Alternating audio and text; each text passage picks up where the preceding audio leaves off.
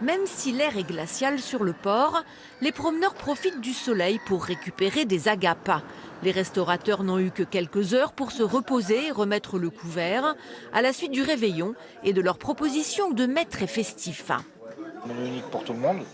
Petite mise en bouche, entrée, plat, fromage, dessert, vin, voilà. Mais oui, 63 couverts, donc c'est bien, c'est la capacité du restaurant.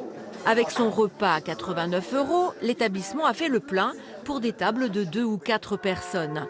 Quelques rues plus loin, le menu, 180 € est nettement plus onéreux, mais là encore, le restaurant a affiché complet. On est ouvert depuis 20 ans, donc on a su glaner une clientèle d'habitués, de fervents clients prêts à s'attabler. Donc non, très bien. Des clients bretons qui ont la réputation de ne pas lésiner sur les pourboires. Et ça n'est pas qu'une légende. Il y a souvent une augmentation. Le 31, les gens sont beaucoup plus généreux pour le personnel qui justement travaille ce jour-là.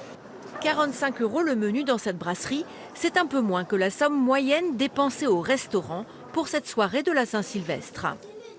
Il y a une étude qui dit que les Français ont dépensé en moyenne 68 € hier soir par personne. Alors vous en étiez... On s'est fait avoir. Je pense qu'on s'est fait avoir. C'était un petit peu plus quand même, ouais. Hier soir c'était un petit peu plus. Bon, c'était plaisir. Mais c'était voilà, c'était l'année, un volonté, voilà, c'était très bien. C'était très bien. Ouais. Il faut en profiter aussi dans ce climat morose, donc il faut quand même se faire plaisir.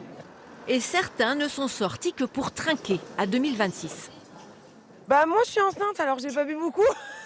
J'ai pris un mojito à 8 €. Un version de mojito à 8 €. Moi j'ai pris sa part.